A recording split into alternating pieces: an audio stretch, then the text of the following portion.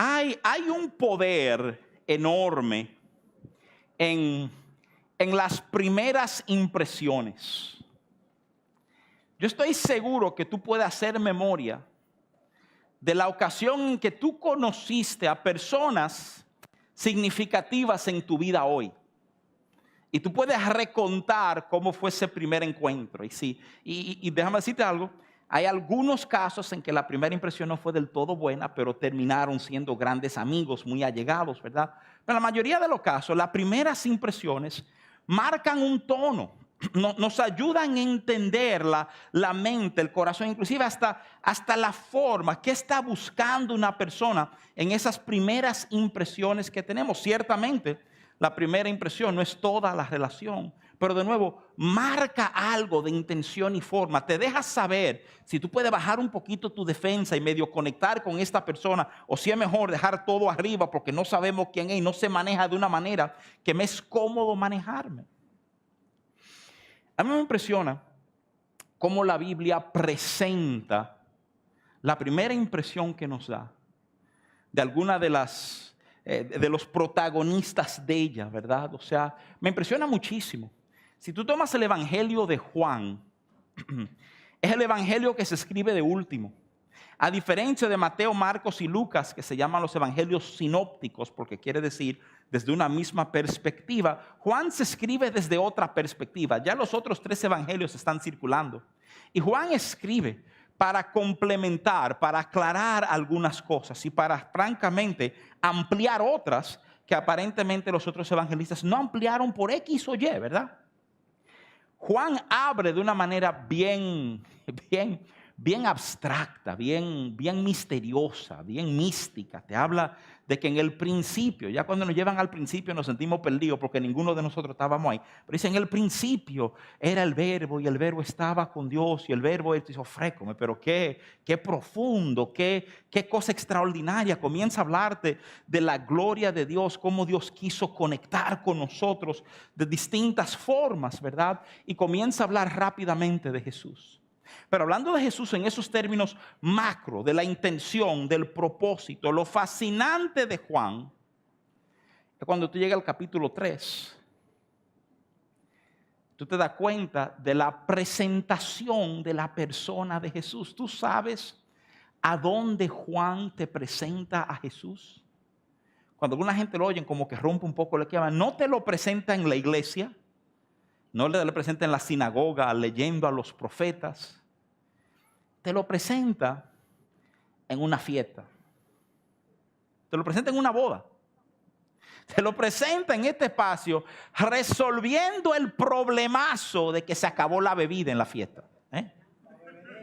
Eso es lo que te presenta. Te presenta a Jesús en las bodas de Caná, que no eran bodas como la nuestra. Las nuestras duran 2, 3, 4, 5 horas. Las bodas judías duraban 2, 3, 4, 5 días, ¿verdad? Y Jesús se presenta y de alguna manera su presencia ahí es una señal a nosotros. Es una señal de conexión, de gozo, de vida. Nos está tratando de enseñar algo sobre este Dios que nos amó de tal manera que se encarnó para estar cerca de nosotros y pagar el precio que tú y yo no podíamos pagar. El libro de Génesis, y yo hablé de esto un poco la semana pasada, voy a usarlo para servir de plataforma, también comienza con una presentación dramática sobre su protagonista, sobre Dios. Génesis 1:1 te afirma que en el principio te dice Dios de nuevo, nos vamos al principio, ¿verdad? Dios estaba ahí antes de que pusieran el primer reloj a funcionar, ya Dios estaba ahí. Pero te explica en el verso 2 que el mundo estaba desordenado y vacío. Algo pasó entre Génesis 1:1, 1:2. Y de ahí para adelante, y esto fue el mensaje céntrico de la semana pasada, Génesis 1 te enseña cómo Dios responde al caos de nuestras vidas. ¿Qué Dios hace? Te muestra su experticio manejando el desorden. de las cosas que Él hace. Él crea, Él fija límites, Él descubre lo que hay y entonces vida comienza a florecer. La Biblia narra estos pasos, solamente hay que detenerse y examinarlo con cuidado. Y ahí está, Dios es experto en sacar vida de situaciones tan caóticas que lo último que tú pudiste haberte imaginado es que algo bueno podía salir de este asunto. Hay ecos de esto en otros lugares. Cuando Jesús nace de nuevo en los evangelios y le dicen a uno de los discípulos, tú tienes que conocer a este tipo, que lo conocí y es de Nazaret. La respuesta de ese tipo, ven acá, y de Nazaret puede salir algo bueno. Porque de nuevo, nosotros evaluamos los entornos, evaluamos los contextos y decidimos nosotros si hay vida, si hay posibilidad de adelanto, de progreso, si algo noble puede pasar ahí. Muchas de nuestras vidas son historias donde en algún momento alguien dijo, no, ahí no hay esperanza, ahí no hay más nada que hacer, ahí no hay bien, ahí no hay un adelanto, ahí no hay posibilidades de nada florecer. Y venimos al Señor y comenzamos a experimentar su orden en nuestras vidas. Y comenzamos a darnos cuenta que orden, que vida comienza a fluir. En ese proceso de creación, Génesis 1, verso 3 dice claramente, dijo Dios, sea la luz y fue la luz. Ese verso me mata, me impresiona, me pesa enormemente la realidad de que las primeras palabras que salen de la boca de Dios son sea la luz, y que la Biblia saque el tiempo para explicarte. Él no solamente dijo sea la luz, sino que cuando Él dijo sea la luz, inmediatamente se hizo luz. Te está comenzando a decir algo sobre este Dios que te ha presentado. Te enseña que este Dios, sin más nada, que su palabra es perfectamente confiable. Porque a diferencia de otras personas que tú y yo conocemos, cuando Él dice algo, eso va a ser así. Y es importante que entendamos esto, que de alguna manera valoremos esto, no solamente como el primer momento en que hubo aparentemente luz, ¿verdad?, en el caos que era el mundo, sino como ese entendimiento de lo que esto nos enseña sobre la persona de Dios. La realidad de que Él es confiable, de lo que Él dice, eso va a ocurrir. Yo creo que es el tipo de detalle que nos ayuda a entender por qué tantos hombres, por qué tantas mujeres vivimos nuestras vidas tratando de posicionarnos de forma que Dios nos bendiga. Porque si cuando Él dice hágase la luz, eso ocurre, ¿qué va a pasar cuando Él hable sobre tu vida? Cuando Él hable sobre ti bien. La palabra bendición literalmente es una palabra compuesta que viene de buen decir o hablar bien sobre. Entonces, que Dios hable bien sobre nosotros. Si cuando Él dijo hágase la luz se hizo, ¿qué va a pasar cuando Él hable bien sobre nosotros? Eso se va a hacer. Es un entendimiento de que su palabra es confiable. De que aún dentro del caos, dentro de la confusión, dentro de las cosas que no vemos bien, dentro del desorden y la falta de límite y cosas de gran valor enterradas en nuestras vidas, tú puedes confiar en lo que Él dice. Porque cuando Él habla, lo que Él afirma, lo que Él establece, lo que Él señala, eso es lo que va a suceder en y por nosotros. Y ahí introducimos. Ahí hablamos la importancia de entender la bendición de Dios. Ahora escúchame, porque poniendo esto de fundamento, yo quiero llevarte a examinar algunas cosas, o particularmente una cosa. Yo creo que hay una bendición particular que el Señor tiene para nosotros, que de ese tipo de bendición, déjame serte muy franco, como que yo no oigo mucha gente buscando o interesado en experimentar, pero es tan importante que lo entendamos hoy. Porque nos ayuda a entender el trato de Dios con nuestras vidas. Déjame pedirte, si andas con tu Biblia, que me acompañe, por favor, al Evangelio de Mateo capítulo 5. Mateo 5 es a donde Mateo comienza a recopilar una serie de enseñanzas de Jesús. Durante los próximos capítulos, él da toda una batería de enseñanzas sobre distintos temas a una multitud que está delante de él. Pero de una manera muy puntual, gente nombra en el principio de este gran discurso que Mateo tiene, el sermón del monte, ¿verdad? O sea, así se llama porque él está junto a un monte, una montañita, hablándole a un grupo, y se hace referencia a las bienaventuranzas. La idea de bienaventura, de nuevo, es buena aventura, que te vaya bien, ¿verdad? Es Jesús declarando, hablando de la perspectiva de Dios sobre una serie de cosas en nuestra vida y cómo Dios o qué Dios va a bendecir en momentos. Y oye lo que dice Mateo 5:4. Dice esto, dice, bienaventurados, oye, que le va bien, bienaventurados los que lloran, porque ellos recibirán consolación. Ahora, yo no sé cuál es tu reacción, pero ese es el tipo como de bendición que yo la leo rapidita. Digo, ay, qué bueno, Señor, bendice al hermano fulano así. Tú sabes, o sea, como que no me interesa en mi vida ser bendecido de esa manera. O sea, porque la parte difícil no es que voy a ser consolado. La parte difícil de esa bendición es que hay que llorar para ser consolado. Y usualmente hablar de llanto es hablar de dolor. Es hablar de frustración, es hablar de pérdida, es hablar de sacrificio, es hablar de cosas que mueven mis emociones a una reacción que, te tengo que ser muy honesto, no es agradable.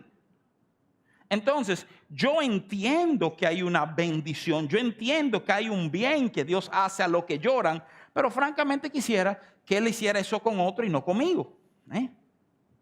Y déjame serte muy franco, déjame serte muy honesto.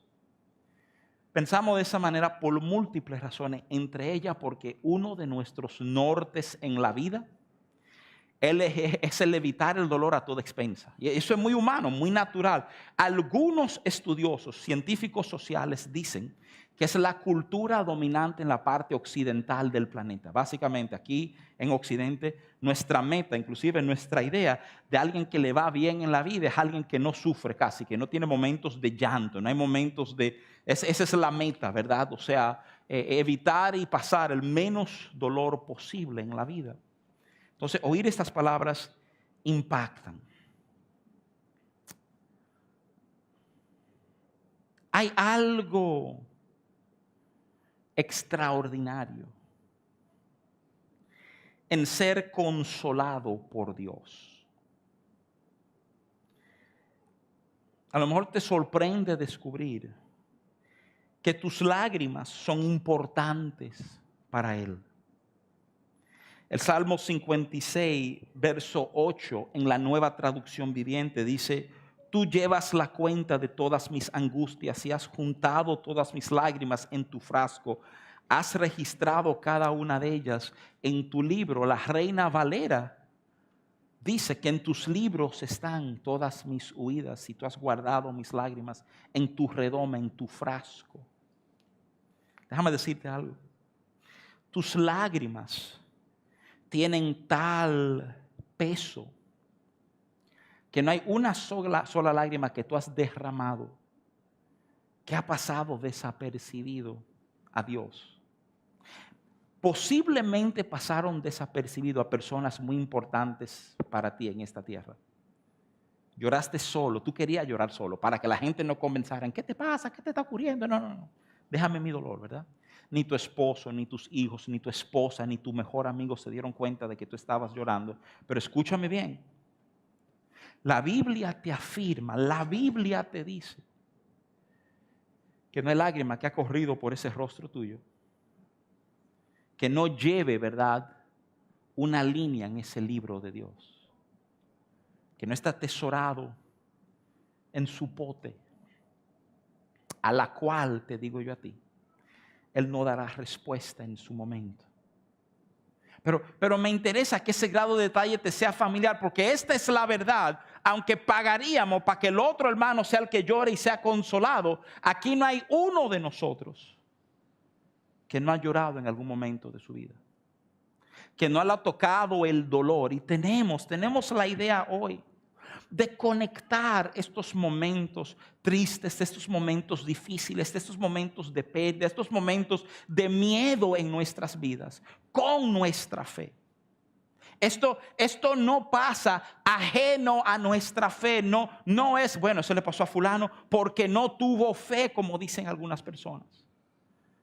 El mismo Jesús, estando sobre la tierra, habla de una reacción, de una respuesta de Dios a estos momentos en los cuales somos movidos a lágrimas. Y es tan importante que lo entendamos, porque si no, óyeme bien, nuestra fe se vuelve una fe vana. Una fe que no tiene explicación para los momentos difíciles en la vida. Una fe a donde oramos para que Dios lo sane, y si Dios no lo sanó, no sabemos qué hacer, cómo responder. La iglesia, y digo esto, ¿verdad?, como señalamiento, no de esta comunidad, de la comunidad en general. Yo brego con muchos pastores. Hemos abrazado una versión de fe que es altamente escapista. Estamos orando mucho para que Dios me libre, que Dios me libre, que eso no me pase, que Dios me libre, que eso no me pase, Señor, que eso no me llegue, que eso no me toque, Padre bueno, que esto no pase con mi vida, que no pase. Entonces, ¿qué pasa cuando ocurre? ¿Qué pensamos? Que Dios se olvidó, que está incómodo conmigo, que no me hizo caso, o que de alguna manera esto es un castigo por lo que ocurrió. No sabemos cómo leer bien estos momentos. Yo quiero hoy ayudarte a entender esos momentos. No porque no vamos a estar orando para que Dios libre, para que Dios se mueva, para que Dios muestre su poder, sino porque francamente hay momentos a donde, atravesando esa situación, Él va a hacer cosas contigo y tratar contigo de maneras que, si tú hubieras sido exonerado de la situación, nunca hubieras conocido y sido tratado por Él. Y quiero ayudarte a verlo, no meramente a través de mi exhortación, sino a través de su palabra. Mira, 2 Corintios capítulo 1. Pablo, escribiéndole a esta iglesia que le ha dado agua de beber, que tiene muchísimos problemas. Las dos cartas de Corintio, 1 Corintios, 2 Corintios, son cartas de gran corrección. Son cartas que tienen que ver con poner en orden nuestra vida, porque la manera en que están viviendo no refleja al Señor. Y es fascinante, porque nos enseña que podemos amar al Señor como muchos aquí amamos al Señor, pero no quiere decir que nuestra vida está respondiendo al orden del Señor. Y aprender a entrar en orden de nuevo es parte de entender bendición, de abrazar la bendición de Dios sobre nuestras vidas. Y tú sabes que cuando el apóstol Pablo está presentando esta segunda carta, 2 Corintios 1, del 3 al 5, él escribe esto. Oye lo que él escribe. Él dice: bendito sea el Dios y Padre de nuestro Señor Jesucristo. Oye esto: Padre de misericordia y Dios de toda consolación, el cual nos consuela en todas nuestras tribulaciones, para que podamos también nosotros consolar a los que están en cualquier tribulación, por medio de la consolación con que nosotros somos consolados por Dios.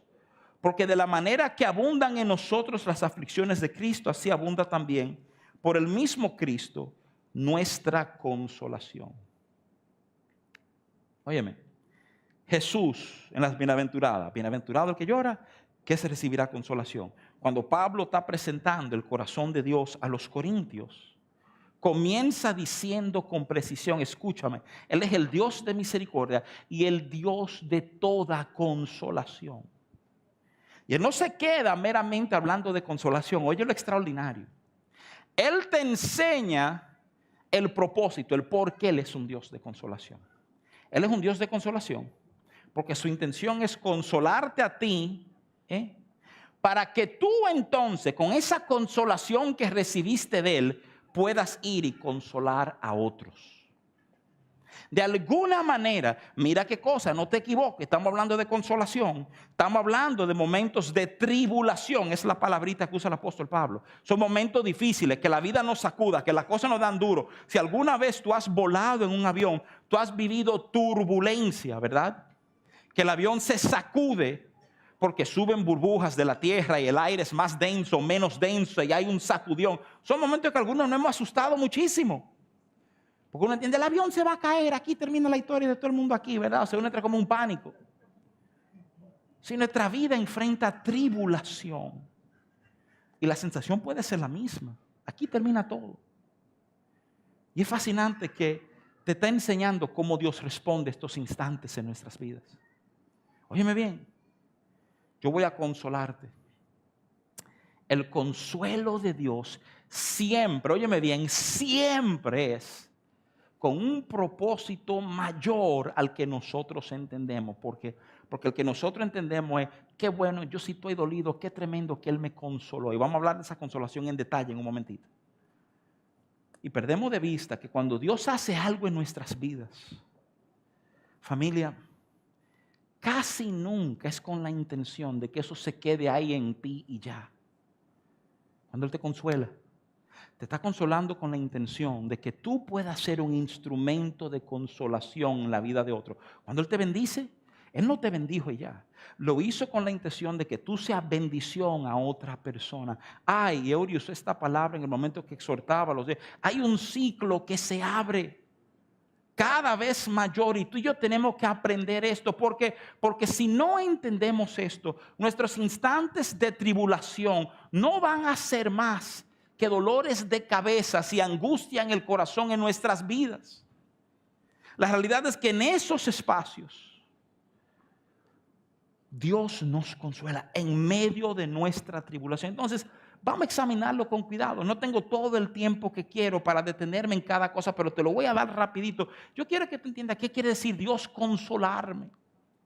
Si tú me dices de Dios consolarme, ¿qué quiere decir eso? Que cuando alguien te tira el brazo y te dice, ay. O sea, ¿qué quiere decir Dios consolarme? ¿A qué luce? ¿A qué se parece Dios consolarme? Déjame decirte.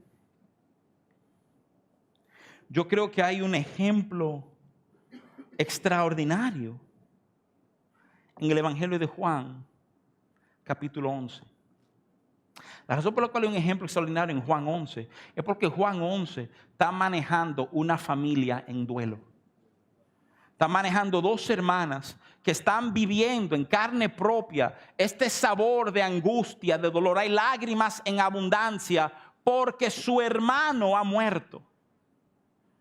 Juan 11 contiene la relación, nos da la historia de la muerte y la resurrección de Lázaro. Y es un pasaje fenomenal. Es extraordinario, sobre todo si tú te detienes para observar a Jesús en medio del dolor, cómo Él responde al dolor.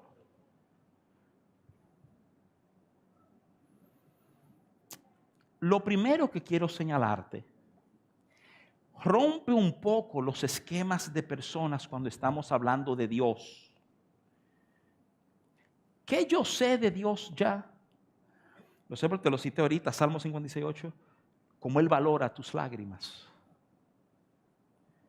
Cuando me ponen a Jesús en ese escenario, frente a gente en dolor, el verso 35 de Juan 11, dos palabras. Jesús lloró.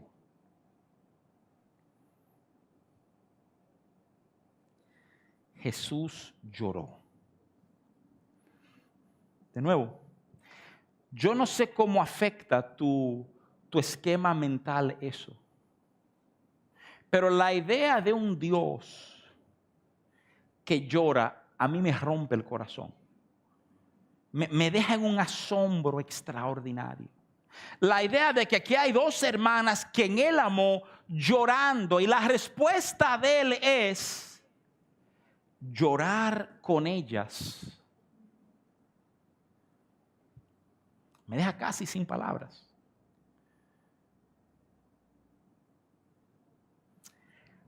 ¿Has pensado tú que Él ha llorado cuando tú lloras? ¿Has pensado tú que lo que ha movido tu corazón a lágrimas, lo ha movido a lágrimas parado al lado de ti? Hay momentos a donde lo que yo más necesito no es una palabra de exhortación, no es que alguien me diga, es que alguien llore conmigo. Me deja saber. Me deja saber que la carga de mi dolor no es solo mío. Tú ves, él no está llorando por otra cosa, él está llorando por lo mismo que ella están llorando. Alguien diría, pero eso es blasfemo. ¿Cómo tú vas a bajar a Dios a nuestro nivel y decir que Dios llora cuando nosotros lloramos? Porque eso enseña la Biblia. Porque la encarnación de Cristo fue literalmente Dios decir, yo quiero caminar en tus zapatos para que por fin tú me entiendas. No era Él entendernos a nosotros, para que lo entendamos a Él. Y su respuesta frente al dolor fue llorar. Eso es asombroso. ¿Sabes lo que eso quiere decir? Eso quiere decir que no es verdad que tú has llorado solo. Aún en esos momentos que tú pensaste que nadie se dio cuenta de esa lágrima, había alguien llorando al lado de ti. Que le pesaba lo que te pesaba a ti en ese momento. Ajá, pero ¿y si fue una pendeja? El problema no es que sea una pendeja. El problema es que de alguna manera movió tu corazón a lágrimas. Y bregamos con un Dios tan asombroso que es capaz de darle un peso a los detalles de mi corazón. El peso que yo no le doy a veces, Él le da. Él lloró.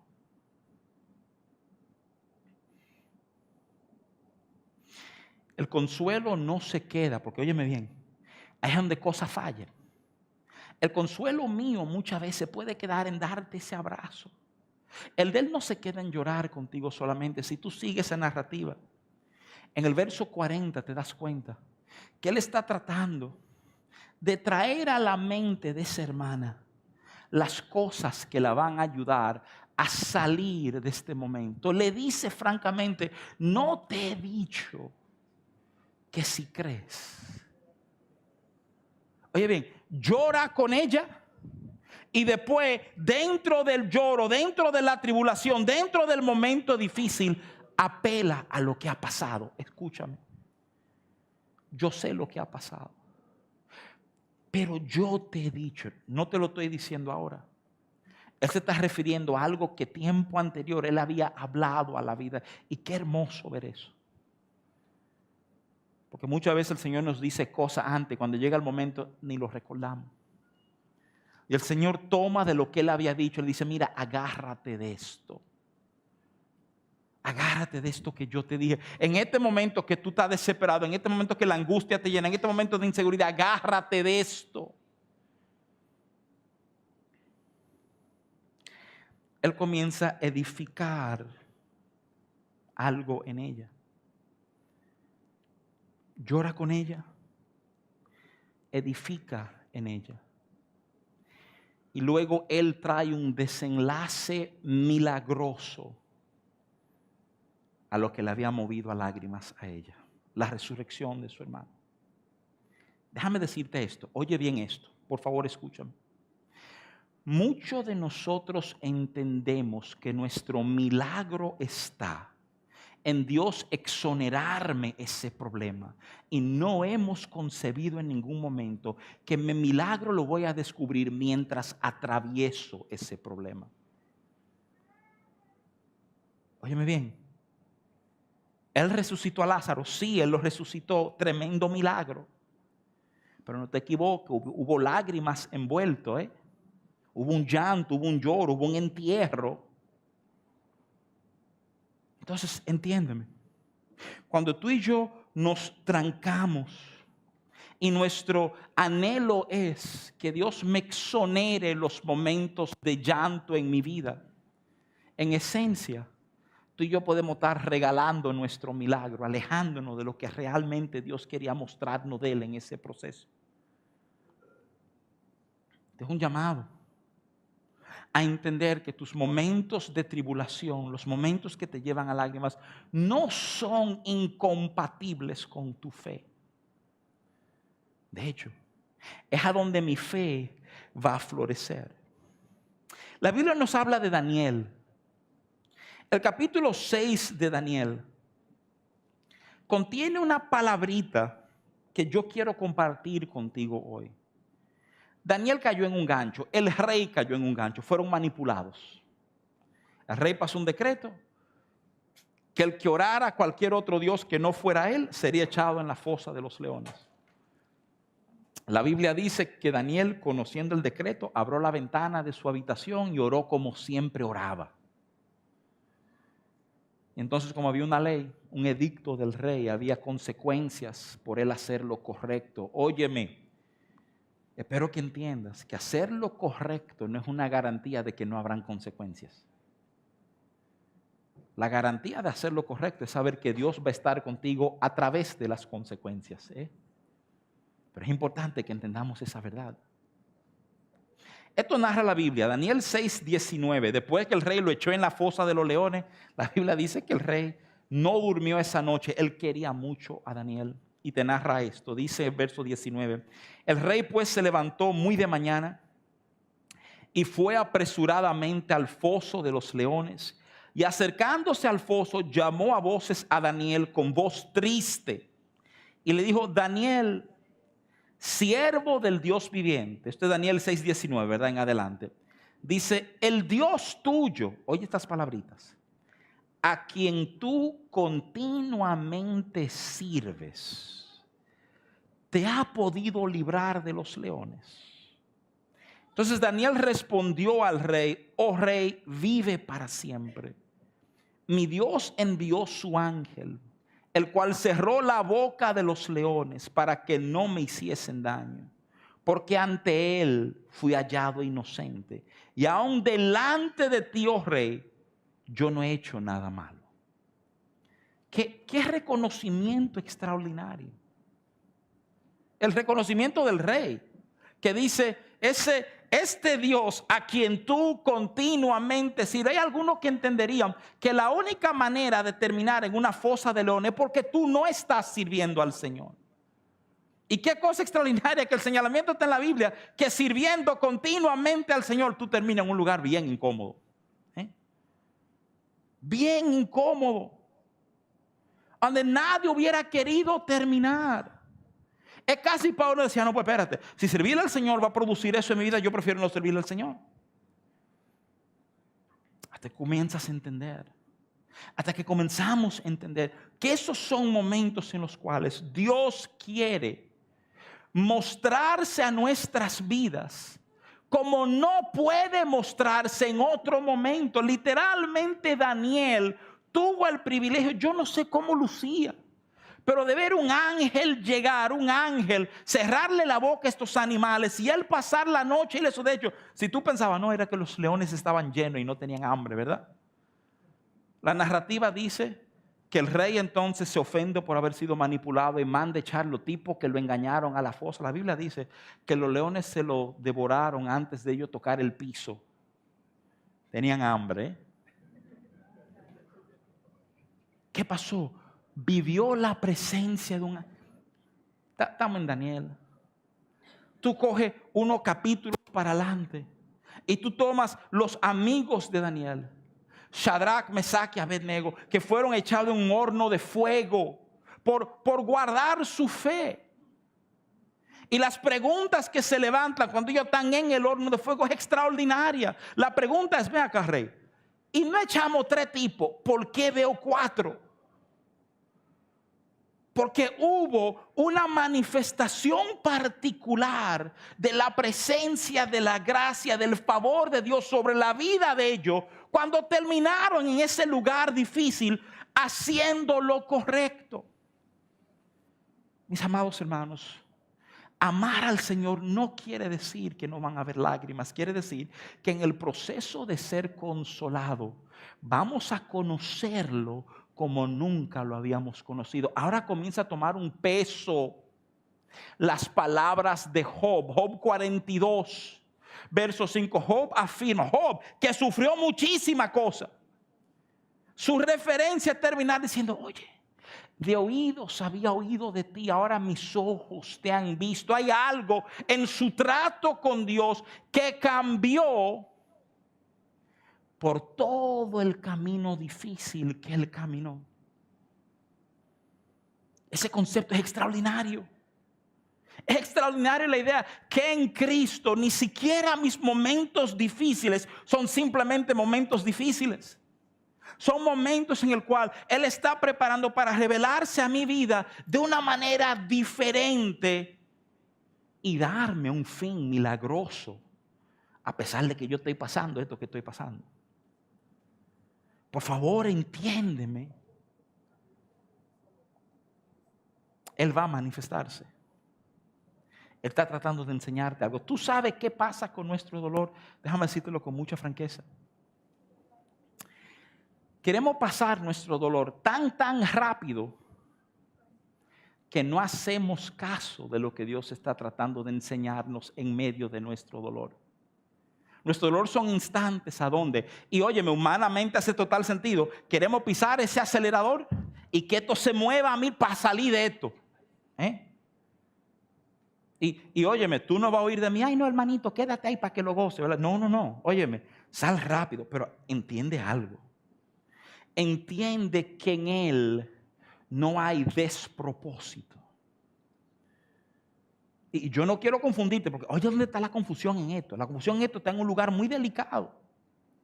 La confusión está en decir, pues espérate, entonces tú lo que me estás diciendo es que Dios va a usar lo malo en mi vida para tirarme para adelante. Ese es el punto. Dios te va a usar para tratar contigo de una manera que tú vas a estar equipado para tratar con otros que se encuentren en situaciones como la tuya. Ese es su diseño. Pero no te equivoques. La Biblia dice categóricamente que Dios no tienta a nadie con el mal. Dios no es el autor del mal que nos llega. Pero la verdad que es extraordinario en saber usar aún eso para nuestro bien y para sus propósitos. Pero esa línea es fina y hay que mantenerla bien clara. ¿Por qué hay que mantenerla clara? Porque envenena nuestro corazón cuando pensamos de otra forma. Porque cuando tú entiendes que Dios es que trae lo malo a tu vida, ¿cómo vas a ir tú con brazos abiertos a abrir tu corazón con el causante de tu dolor? Te va a recoger, tú no vas a querer estar cerca de esa persona. Cuando comenzamos a entender que Dios utiliza el mal, aún el mal que nos pueda ocurrir, para su gloria, hay cosas que cambian para siempre en nuestras vidas. Entonces tenemos que aprender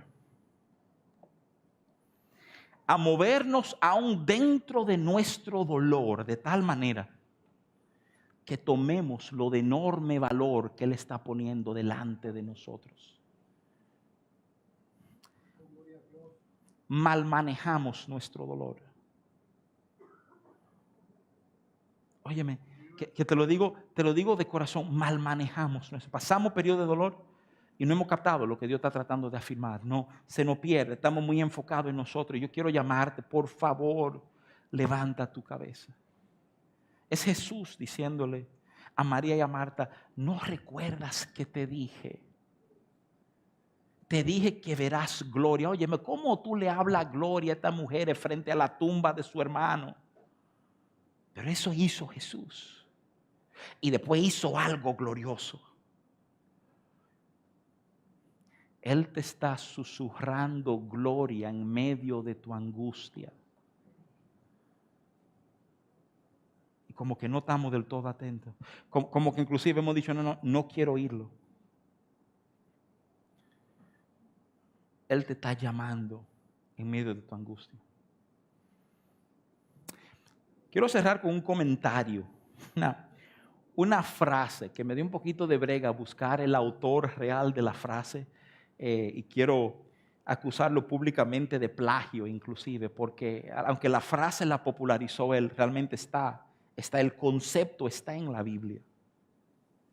Un griego, apellido Christianopoulos, a quien se le acredita la siguiente frase: nos enterraron, pero no sabían que éramos semillas. Una frase extraordinaria. Se nos enterraron, ¿verdad? Yo pensé que acabaron con nosotros. El problema es que no sabían que éramos semillas. Tú entierras una semilla y tú te estás preparando para que vida salga. Repito, la frase la conozco hace mucho tiempo. Cuando me fajé a buscarla y encuentre, chévere. Juan 12, 24. Jesús está hablando. De cierto os digo que si el grano de trigo no cae en la tierra y muere, queda solo. Pero si muere, lleva mucho fruto. Si tú tomas el contexto de lo que Jesús está hablando, lo que Él dice antes, el que busca guardar su vida la perderá, el que busca perderla la ganará. Él está hablando, el grano de trigo representa tu vida y mi vida. Es el entendimiento de que nos vamos a encontrar en situaciones que nos sentimos que hemos muerto. Yo necesito que tú entiendas algo. Cada vez que tú te sientes que tú te has muerto, Jesús dice que entonces vida abundante va a florecer. Esa es su promesa a ti. Eso es lo que la Biblia afirma. Eso es Él hablando. Él está hablando del grano de trigo. El grano de trigo somos tú y yo. Deja que el grano quede enterrado, que ahí es que se va al mal lío. Mientras el grano está fuera de la tierra, está en tu mano, felicidad, tiene un grano, pero deja que alguien cometa el error de ponerla bajo tierra. Para que entonces tú veas lo que es capaz de hacer Dios. Hay algo en nosotros que solo sale cuando estamos enterrados. Necesito que entiendas eso. Necesito que puedas abrazar esto. ¿Y qué quiere decir esto? Que Dios no es bueno. No, esto es prueba de lo bueno que es Dios. Que aún nuestros momentos más difíciles, los que nos mueven a lágrimas, van a producir un bien en nuestras vidas. Hay un jueguito de palabras. Cierro con esto. También se encuentra en el Evangelio de Juan, cerca del final. Tú sabes, nosotros le damos, los predicadores somos bien responsables de esto, mala fama a uno de los discípulos, a Tomás. Todo el mundo sabe. ¿Por qué tú conoces a Tomás? Sí, conozco, porque ese fue el que dudó, ¿verdad? Claro que conozco a Tomás, sí. Pero Tomás también tiene rasgos nobles. Aquí en Juan 11, Tomás es el que dice, subamos para que muramos con él, cuando se entiende de la muerte de Lázaro. O sea, un tipo de sentimiento, pasión, ¿verdad? Pero en ese chin de Tomás dudar de Jesús, hay un juego de palabras que es importante que entendamos. O sea, tú sabes que Tomás dice textualmente, la palabra de él es, al menos que yo meta mis dedos en las heridas de los clavos y en su costado, no creeré. Y cuando Jesús aparece, Él responde con otra palabra. Él usa la palabra señal. Las señales de los clavos. Y es fascinante. Pero cuando tú comienzas a entender el proceso de Dios consolar nuestras vidas, tú comienzas a entender que en lo que un momento fue una herida en tu vida, Él lo transforma en una señal para que otros crean y entiendan. Que por eso es el espíritu de que yo voy a consolarte, para que con esa misma consolación tú puedas consolar a otros. Aún nuestro sufrimiento no es en balde, ni es únicamente para nosotros. Cuando tú entiendes que Él llora, que Él está conmigo, que mis lágrimas están en su pote, que están escritas, Apocalipsis promete que Él enjugará toda lágrima de todo rostro. Hay una pasada de mano que Dios nos debe y va a pagar. Y es tan importante que entendamos esa verdad. Él te ama. Mi amado hermano, amada hermana, tu momento difícil no es un abandono de tu Dios a ti. Es el principio de un trato extraordinario de Dios contigo. Y eso vamos a creer y eso vamos a orar esta mañana. Amén, amados.